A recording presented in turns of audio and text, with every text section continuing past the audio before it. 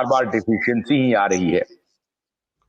ये जरूर है कि सहारा के कुछ दफ्तर देश भर में खुल गए हैं और वहां 100-200 हैं और किसी किसी का अगर 20-20 अकाउंट है तो 2-2 हजार रुपए, 4-4 हजार रुपए अकाउंट होल्डर जो हैं वो पैसे दे रहे हैं और वहां से डिफिशियंसी दूर हो रही है। ये बात भी सही है कि किसी किसी को पैसे आ भी रहे हैं, 40,000 50,000 तक भी पैसे आए हैं, 50,000 तक तो आए हैं पैसे, कि लोगों ने इसकी पुष्टि की है। आरती पाल लिख रहे हैं, ज्वाइन कर रहे हैं देहरादून से। जी पाल साहब बताइए कि सहारा का मालिक कौन है, कोई जानकारी आप लोगों को है, निवेशकों को कोई जानकारी है? पाल साहब बताइए। पाठक सर नमस्कार। नमस्कार सर आवाज आ रही ना? आ रही है, बिल्कुल आ रही है, बोलिए। सर पूर्व में तो संस्था में मैं भी रहा, काफी स्टेटों में रहा, घूमता रहा, हरियाणा, पंजाब, दिल्ली, और शायद जब भी आप भी थे तब मैं सोनीपत शायद पोस्टिंग था। मुझे ख्याल आता है कि आपके से एक थोड़ा आमना सामना हुआ, लेकिन बातचीत नहीं हुई थी।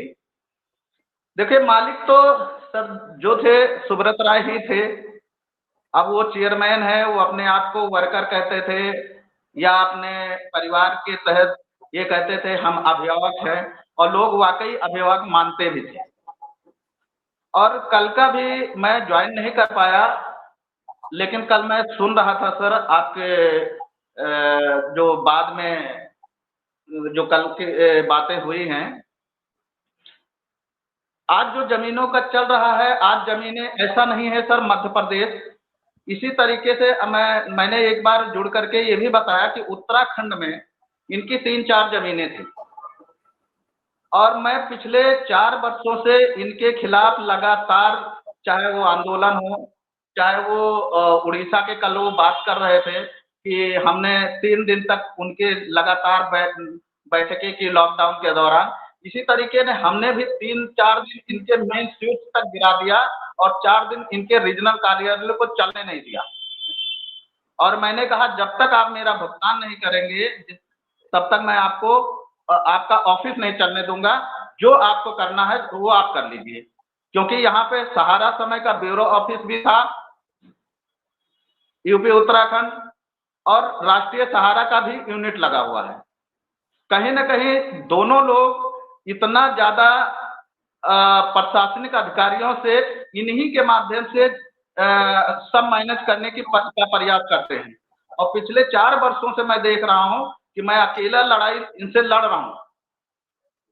और जो अंधभक्त हैं, ऐसा नहीं है कि देश में, इसी तरह उत्तराखंड में भी है कि आज भी सहारा की इन परिस्थितियों में आने के बाद उन अपने निवेशकों को कि दुख दर्द को ना समझ करके आज भी सहारा के उन रीजनल मैनेजरों को का साथ देने के लिए खड़े हैं।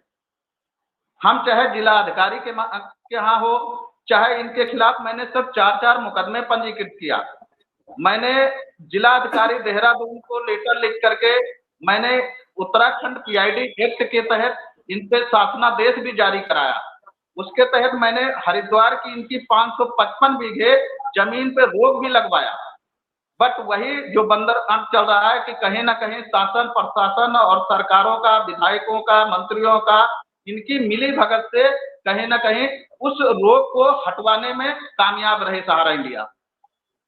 जो खरीदने वाले थे, मैंने जो न्यूज़पेपर में या वहां के एसडीएम थे, उनका मेरे पास एक वीडियो भी पड़ा हुआ है। जब हम लोगों ने घेराव किया था तो पूरन सिंह राणा जी थे जो एसडीएम हरिद्वार थे, उन्होंने भी इस बात को कहा कि इस पे रोक भी लगेगी और सरकार और मेरी जिम्मेदारी है कि निवेशकों का पैसा भुगतान कराया जाएगा।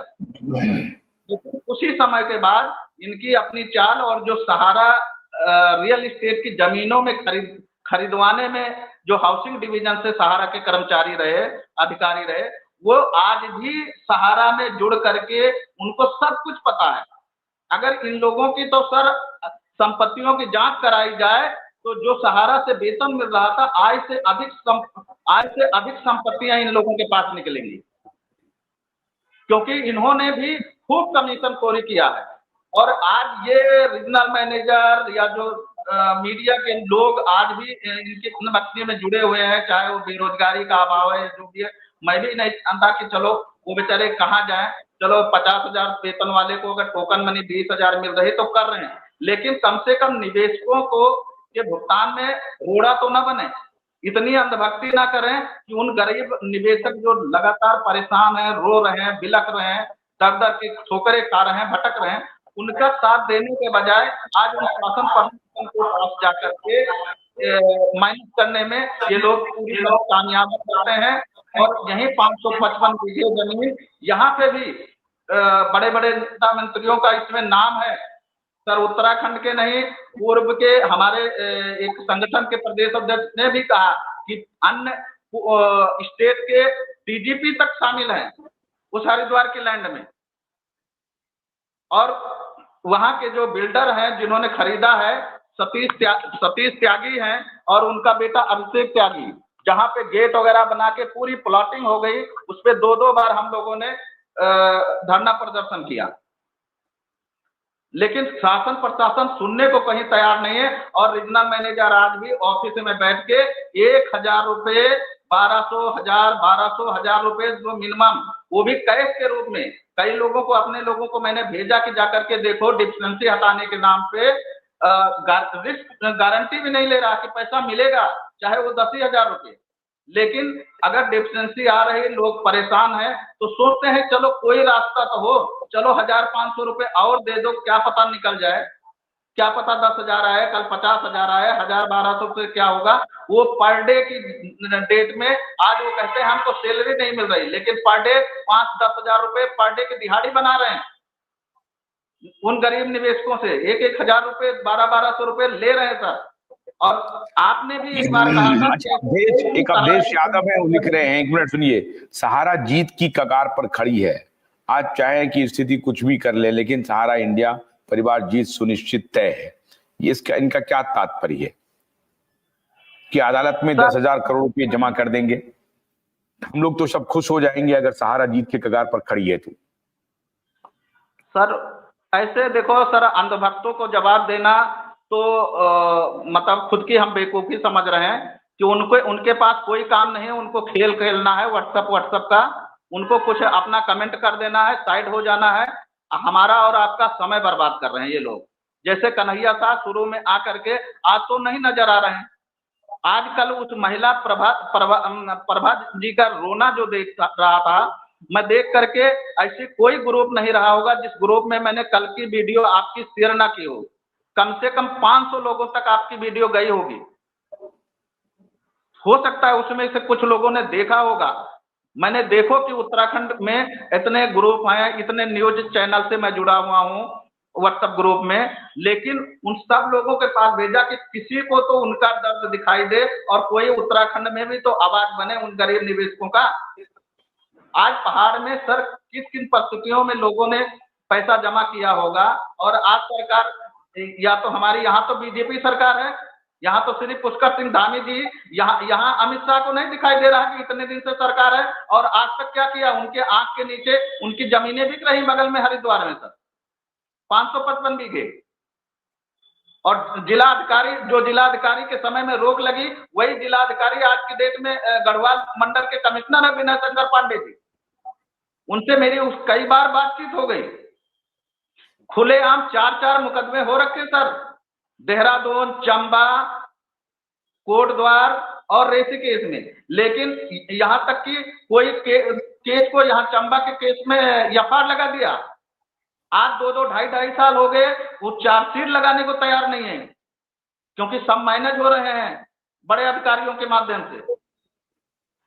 अच्छा, इनकी जो मीडिया संस्थानें हैं, क्या वो क्या कर रही हैं? वो अधिकारियों को मैनेज करने का काम कर रही हैं, जहां कहीं भी निवेश आरोप लगाते हैं। मैं तो उस डेट के अगर निकाले तो मैं देखूं कि मैं 5-7 लोग मिलकर के गए थे कप्तान साहब के पास, एसएसपी के पास, और उस दिन हमारे सामने की बात है कि एसएसपी साहब से डायरेक्ट टेलीफोनिक बात कर रहे थे ब्यूरो चीफ। और उन्होंने कहा कि नहीं, सहारा के वकील आएंगे, इन लोगों को बताएंगे किस तरीके से पैसा मिलेगा। जब पोर्टल बन गया तो ये लोग पोर्टल पे क्यों नहीं जा रहे हैं, क्यों मुकदमा कर रहे हैं, क्यों ये नाजायज सहारा के लोगों को परेशान कर रहे हैं? हम नहीं जाना चाहते सर पोर्टल पे। हमने मुकदमा किया है पोर्टल पे, सोसाइटी के लिए बना है। हमने 25 साल संस्था में सेवाएं दी। हमारा फ्यूचर फंड 6,96,000 रुपये आया हुआ है। हमारा हेल्थोरियम का पैसा है। उसके लिए कौन सा पोर्टल बना हुआ है? उसके लिए इन्होंने जब दबाव बना, इससे पूर्व में भी एक मिलेगा आपको। हेल्थोरियम का तो कोई रिकॉर्ड ही नहीं है आपके पास। सर हेल्थोरियम का उसका कोई रिकॉर्ड है, कोई कागजात है? इन्होंने जब भुगतान के लिए यहाँ का रीजनल मैनेजर मुझसे मांगा तो मैंने कहा मुझे लिखित लेटर दो। जब इन्होंने आधार कार्ड और पैन कार्ड मांगा, क्योंकि 19,500 की सर ये एडवाइस नहीं देना चाह रहे थे एक मुश्त। इन्होंने कहा कि आप अपने परिवार के 2 सदस्यों के आधार कार्ड और पैन कार्ड दे दीजिए, तो तीन